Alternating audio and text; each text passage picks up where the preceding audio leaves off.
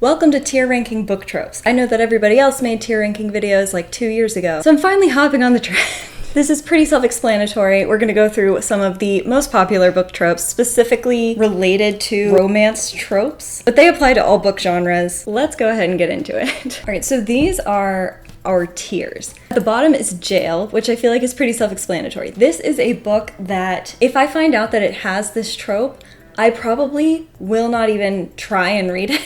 And if it pops up in a book that I'm reading, it's immediately like I just feel this sense of like, why are we doing this? I feel like overall I'm a pretty easy to please reader. I'm willing to give most stuff a shot, but there are a couple tropes out there that just make me like cringe so hard that it belongs in the Jail tier. Next is DNF. I feel like this is also pretty self-explanatory. If I find this trope in a book, there is a very large chance that I'm going to be putting it down or taking like a very long break from it. Generally, I have a hard time DNFing books because I love to see it in my like Audible library is finished, or I love to look at my trophy on my shelf and know that I read the whole thing. So DNFing a book is like pretty serious for me. Second book syndrome. So second book syndrome is when a book sort of just hits a lull in like a series or trilogy. You start out with this amazing first book and then you hit the second book and it's just like, eh. And then you go to the rest of the series and it's amazing. So second book syndrome is the equivalent of that for tropes. Tropes that I'm like, okay, they're there, but maybe we could have done something more fun. Happily Ever After is a trope that I love, and I will always enjoy it when a book has it. And pre-order is the books that you tell me that trope's in there, and there's like a 95% chance that I'm going to love this book. I've loaded in, I think it's like 36 or 37 tropes that I've seen a lot. And like I said, most of them are romance, but not all of them are. So first up is Secret Identity. So that would be a book where the characters are communicating with one another and falling in love, but they don't know who each other is yet. Very Cinderella story. I've read one book with this in it, I think, and I was like, okay about it. Like, it was cute. But the fact that I can't remember what book it was, I feel like says something. So I'm gonna probably put this in second book syndrome. It's okay, but it's not my favorite. Age gap. When it comes to age gaps in books, I feel like these are funny and I feel like a lot of book people will understand. They're like, an age gap of like 15 years or so is just like absolutely not. I don't want to read that. I don't want to read a 40-year-old and a 25-year-old in a relationship. I know it happens, I know it works for people, and I know that this trope in particular works for a lot of people, but for me, I can't get past it unless that age gap is over 100 years. I think Twilight squeaks by with him being like 80 years older than her or something like that. But in this particular case, I am talking about like Sarah J. Maas books, the Crave series, and other book series where the love interest is older but looks the same age as the main character. I feel like that's very specific, but it's very, very important. Because of that, the discrepancy there, it's going to be going in second book syndrome because with an age gap book, I need more specificity. Grumpy Sunshine, I think that is the cutest. Like, that is assistant to the villain. Sort of the Legend trilogy, a little bit. I feel like June is very much not grumpy but serious, and then Day is our more playful side of the relationship, and I always really loved their dynamic. And getting the grumpy character to admit their love for the Sunshine character is just, it's wonderful. I love it. I eat it up every single time. So let's do Happily Ever After. Accidental Pregnancy. Jail. This has happened in one duology that I read one time, and I hated it.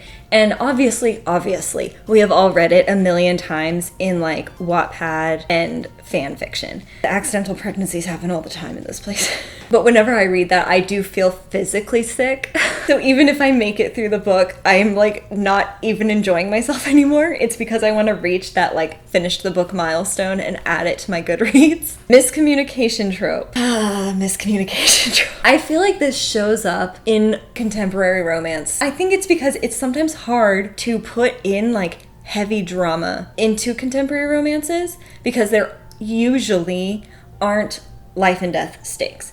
And so a lot of the time, to drum up some drama, they're gonna have a miscommunication, and that very often is what causes like an Act 3 breakup. And very often, I feel like you can see it coming from like a mile away, and I just don't really like it. It's one of the reasons that I actually read less contemporary romances, because it happens so often. So I'm gonna put this in DNF. Ugly duckling to beautiful all along. If you grew up in the early 2000s, this was the main trope that you saw in any movie made for girls your age. She's a nerd, she wears glasses, she takes them off at the end, pulls her hair out of a ponytail, and voila, beauty. And then everyone who ignored her for years like sees how beautiful she is because she took her glasses off. And I just find it a little unrealistic and kind of annoying. If it takes an ugly duckling to beautiful trope for the love interest to actually fall in love, it's not love. DNF. All grown up. I'm trying to think if I've read books with this. I don't think I've ever read a book with this trope, and there's a reason for that. All grown up trope would be like if one of the love interests knew the other love interest as a child, and then they come back later and they're this adult that is now beautiful. It's not for me. I don't want to like bash on anybody's favorite trope, but it's going straight to jail. Chosen one. So I feel like this trope, I actually really like this trope, and I know a lot of people hate it because it is really overdone, especially in young adult literature, where, you know, this person is the only person on the planet who could complete this job. The Harry Potter, the Luke Skywalker, like the person who has been chosen by the forces that be. And I overall like this trope. And I think it's because it kind of automatically and naturally sets itself up for a lot of character development. The general chosen one story is that the main character is a nobody who becomes the chosen one, and they don't want to be the chosen one. For the most part, they just want to live their lives and be happy and not be involved in a lot of drama. And so them becoming the chosen one involves a lot of character development and a really interesting journey. So I'm gonna put that in happily ever after, but I might move that one. Everyone can see it but them. I think this is kind of annoying. This is when our main characters are clearly in love, but they're besties. Like, of course they cuddle. It's because they're besties. And I think it's just kind of annoying that both characters end up being super naive in this trope. So, second book syndrome. Brother's best friend. I've read a couple with this, and I like it. And I think it separates itself because there's a very similar trope where it's best friends, brothers. That one, no. I hate seeing friends fight. Siblings fight, fine. Because I feel like there's more pushing them back to repairing a relationship, and also like the best friend fighting thing over them dating the brother, just I do not enjoy that. And then brother's best friend is like, even if they're fighting, I can handle that a little bit better. So I'm gonna put this one in second book syndrome. This is not like a favorite trope of mine, and I definitely don't go searching for it, but if it's in a book, like I'm not gonna be like super mad about it. Rock star, celebrity, actor, performer. So that would be that the love interest is one of these public eye jobs. I've read a couple with this, and I started writing one with this, and it was really fun to write. And I feel like a lot of fan fiction does this. Obviously, we have all of the Harry Styles fanfic. The one that immediately comes to mind, if you want a book with this, is Geekerella. It's super cute. It's like a basically their version of Star Trek. The main guy he falls in love with someone who loves the series. And I love that book. It's behind me, actually. I can't locate things in a viewfinder. That one. I'm gonna put this in happily ever after. I think these are usually really cute. Unfortunately, they often come with the miscommunication trope, but I can handle that. If I can't have you, nobody can. I put a tiny chihuahua in the back because if that is somebody's mindset, then they remind me of a chihuahua. I feel like this trope, if they're giving that attitude or they even say this line, I just feel like they're super insecure and I don't like them. So that's gonna go to jail. I don't want to read stuff like that. And I know that is kind of a bigger trope, more within like dark romance, which I don't read a ton of dark romance. So I know that is somebody's cup of tea, but it's really not mine. Lost Heir. So this is Tangled. I am the lost princess. I do love this trope a lot. I don't think it's a pre-order, but I do think it's happily ever after. Steps. You guys. Step siblings. there's a reason there's no picture behind it. I understand, like, I've seen people discuss this before and they're like, oh, with step siblings, like, those stories are very often, it's not like their parents got married when they were 8 and they grew up as siblings and fell in love from a super young age. It's normally like the parents got married older and they meet at the wedding or something like that. And I still can't get over it. It's a jail for me. Second chance romance. I'm trying to think if I even have ever read any of these. I don't really enjoy it when characters come in with past history with one another. I find it kind of annoying, so I'm gonna DNF. The one bed trope is a pre-order. I always eat that one up. If they end up in an inn together and somebody's injured and they end up crammed together, it's just always. I love it. The cutest scenes. Bodyguard romance. Pre-order. Best friend's brother. We have discussed this. For me, it's a DNF. It's not as bad as like step siblings dating, but it always feels a little like kind of icky when the best friends end up fighting about it. Insta-love. I don't think I've ever read an Insta-love book that was like actually published. The only time I've ever read Insta-love was like Wattpad era. Is that true? Let me skim looking at my bookshelf. Yeah, I don't think I've ever read Insta-Love in a book that was like written by somebody older than 15. So, and I do not like the idea. Like, jail. Reality TV show. I think this one's super interesting. I saw this trope and I was like, I have to include this because I really like this idea. I've never ever read a book where there's people on a reality TV show and then they fall in love. I don't think I've ever read something like that. I know that there's a book coming out from Christine Riccio. It might already be out. It's like based off Survivor, and that's something I really want to read. So I'm gonna put that in Happily Ever After because I really liked her other work. So I assume that I'm gonna enjoy this trope if she also enjoys it, because I watched her YouTube videos growing up and I feel like I have very similar book taste to her, or because I watched her videos I ended up having very similar book taste to her. Enemies to lovers is a happily ever after. I love this trope because I made these cards. I know that there is one very similar trope coming up that I like even a tiny bit more than enemies to lovers. If you thought it was friends to lovers, you are wrong. I don't like friends to lovers. I like it when there's some anger and tension between people. I don't enjoy when they just come in like being besties and then like somehow they never liked each other and then all of a sudden they do.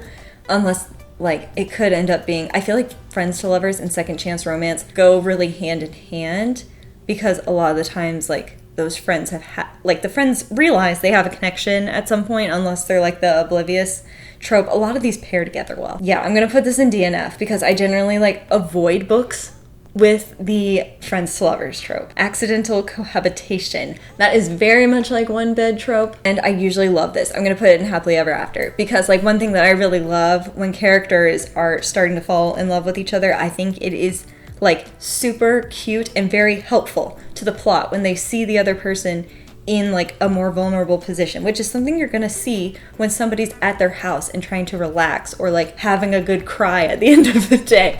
Those are very often seen in stories where they have to cohabitate or they're like in a similar like hall situation, like if you're doing a university story. Marriage pact. I've never read a marriage pact book. I think it's because most of the books that I read, like the characters tend to skew younger. So like it's unlikely you're gonna have a couple 25-year-olds getting married because of a marriage pact. I think it's a cute idea, but the fact that I've never like sought this out, it's gonna go into DNF because I'm not super interested in reading one either. Parent with a new love interest. Again, most of the books I read, the characters tend to skew younger. I've read one where this happened, and it was like a fae situation, so the character still felt really young. And then it was like revealed that she had twins who were teenagers. And I feel like it was an important part of the story, but the kids weren't super involved. And I think if I'm gonna read a book like this, that is how I like it. I feel like children characters, unless they're the main characters, like unless you're reading like Junie B. Jones, then I don't really like to see kid characters that often, unless they're just like a little bit of comedic relief. So I'm gonna put this in second book syndrome. I've read it and it was fine, but just not my favorite. Secret billionaire. I feel like this is a Wattpad trope. Like this is where it belongs in my brain. I think this is also a second book syndrome. I really like this trope. Like I love the reveal, and there always ends up being like glamour scenes in it where, you know, they go to something really like flashy and expensive, and I like stuff like that, so I'm gonna put it in second book syndrome. Bully turned nice guy. Depends on the bullying. I don't know if I really like this. Somebody who's actually mean, I'm not gonna enjoy reading it, and they're gonna have a really hard time redeeming themselves in my eyes, so I'm gonna put this into DNF. Fake dating. Pre-order. I love a good fake dating story. I think they're so fun. It's like the characters end up getting set up on date after date after date, and them slowly liking each other when they're trying to get the attention of somebody else. That is a dynamic that I really enjoy. Return to hometown is, I feel like that is the Hallmark trope. Most Hallmark movies, you see this girl, she's in the big city crushing it at her job, and then she has this like really nice fiance who's usually like a cool dude who's also like really involved in his job, and then she goes and visits her hometown, and she suddenly decides that her job that she worked so hard to get doesn't really matter all that much to her. She doesn't care about Beyonce that much. And she's gonna give up everything she worked for to go like save a dying bakery. DNF. A two-person love triangle. So that's like Spider-Man and Peter Parker being in the love triangle. And I truly enjoy this because the character who has the two identities, they always have this internal battle of like, do I tell them? Do I tell them that I do this? Like, do I tell her I'm Superman? Like all that stuff. And I think that's really fun. And I always find it very cute. I'm also thinking specifically of Spider-Man right now, and I love those movies. So that's going in happily ever after. Arranged marriage. I actually really like this trope. I feel like it's very similar to fake dating, just like at a higher level, and it ends up like involving the accidental cohabitation, basically, which is also a trope that I like. So, happily ever after. Because that's how I hope the marriage ends. Amnesia. Straight to jail. Oh my gosh, I don't want to say the trilogy because I don't want to spoil it if you haven't read it, but there was one time, a trilogy I loved. I had been waiting for the third book. I was so excited. And they go through all this stuff, and it's horrible, and I'm crying, and they've fallen in love, and it's so like just so much of the emotions. And we get through the final battle, and one of the characters gets hurt, and they wake up in a hospital, and she doesn't remember him. And she's like, oh, like, who are you? And instead of being like, I'm your boyfriend, he's like, hi, my name is whoever. And I was like, and that was the end. The end. And then the author wrote like a sequel book, and it's not like she got her memory back. She never remembered. That's why it's in jail. Rivals to lovers. This is the one I was talking about that is similar to enemies to lovers, but just a little bit better. I love rivals to lovers stories. I immediately think of like a Rebel Belle situation where the characters are just, they know each other so well. It's not like they're enemies on opposing sides. Like they want the same thing and they're willing to climb upon each other to get it. And I really enjoy that. I love it when they just want to take each other down a notch. It's not like they're not trying to like stab you with a sword, but they're trying to like hurt you emotionally. And I think it's so funny. And it's not like they were obsessed with each other in a way that like they fell in love and they found out all this stuff about each other. Like, no, they've been obsessed with each other because they're trying to destroy them. And it's really fun. Boarding school. I feel like I've read my fair share of boarding school. Crave, Harry Potter. I feel like the selection is sort of like that because it's like they're all living in a castle. That's the one. That's reality TV trope. I loved the selection series, so that makes sense. Oh my gosh, The Hunger Games. Why am I only now remembering all of the reality TV tropes? I can't believe I didn't think about that. Anyway, back to boarding school. We have some moments in the Shadowhunter series that are kind of boarding school-ish. I'm gonna do second book syndrome. Ooh, but I feel like you could say Divergent is also boarding school. Happily ever after. Love triangle. I feel like you could say this is overdone, and it definitely was in the 2010s, as long as it's not like a cheating trope, in which case it goes straight to jail. But if it's just like a good love triangle, like Hunger Games love triangle, the Infernal Devices, like those love triangles are so like top tier. It's going to pre-order. Forbidden Love, Star-Crossed Lovers. I like this one. I like it when they're like not supposed to end up together or don't want to end up together, but then they do because they just love each other so much eventually. So I feel like this fits with a lot of the other ones that I've put into Happily Ever After, because I don't think it's a pre-order for me, but it's definitely better than Second Book Syndrome. So Rags to Riches. I feel like this is also similar to Billionaire, or kind of like the Lost Heir trope. A lot of these, they cross over and pair really well. So I think I'm gonna put Happily Ever After because hopefully that's what the character is getting as well. Okay, here's our tropes. Tier ranked. Do we have any last minute changes? I'm tempted to put reality TV in pre-order after saying that I hadn't read any and then remembering that it was The Hunger Games. Yeah, let's put it in pre-order.